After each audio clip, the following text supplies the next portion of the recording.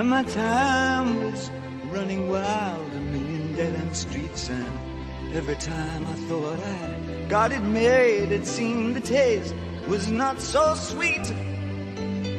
So I turned myself to face me, but I've never caught a glimpse how the others must see the faker.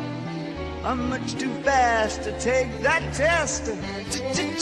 Changes. Turn and face the strange. Changes. Don't wanna be a richer man. Changes. Turn and face the strange. Changes.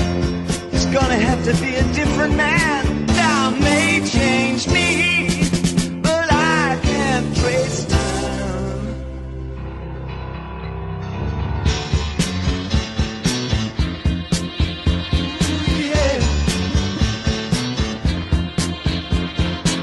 I'm Dr. David Hill, and today we're going to talk about milestones in your baby's development during the first year of life.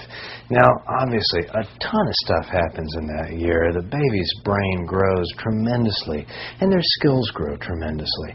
When we think about infant development, we like to break it up into different categories. We think about gross motor skills, fine motor skills, communication, interpersonal skills, and problem solving, and we'll try and break that down today. One warning: don't get too stuck on any one skill. Different babies develop at different rates, and even though big sister or the neighbor's kid may be doing something your child is not, don't sweat it too much. If you get real concerns, talk to your doctor, and they can do developmental testing. So, let's think first of all about gross motor skills. At birth, a baby may or may not be able to lift his or her chin up a little bit when he's lying on his tummy, and that's about all. But by 2 months, he's going to get his head way up and even a little bit of his chest. At 4 months, many babies can roll from their fronts to their backs, although now that babies sleep on their backs, that's less common than it used to be. At 6 months, a baby can probably hold himself in a sitting position, at least briefly, although he may prop himself forward on his hands. By 9 months, that baby is pulling up on the furniture, cruising around, and at 12 months, not all babies are walking, but they're probably taking some preliminary steps, like standing on their own or stepping 1 or 2 steps before they fall down. When we think about fine motor skills, we begin with the hands clenched in fists, but by 2 months of age, those hands are relaxed at least as often as they're fisted. At 4 months, your baby is going to reach out for things that he or she sees that they want, but they're not going to be able to drop those objects until 12 months of age voluntarily.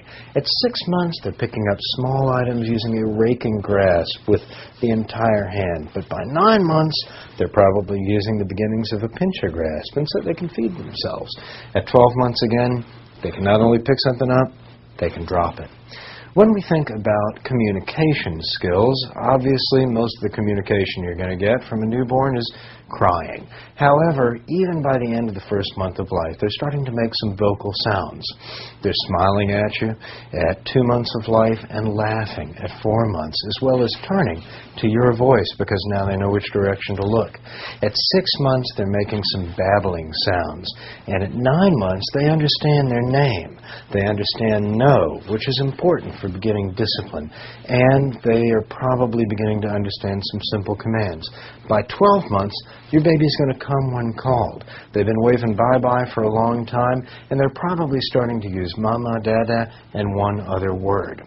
In terms of personal, social, and problem-solving skills, again, a newborn's not doing very much except a little nonverbal communication.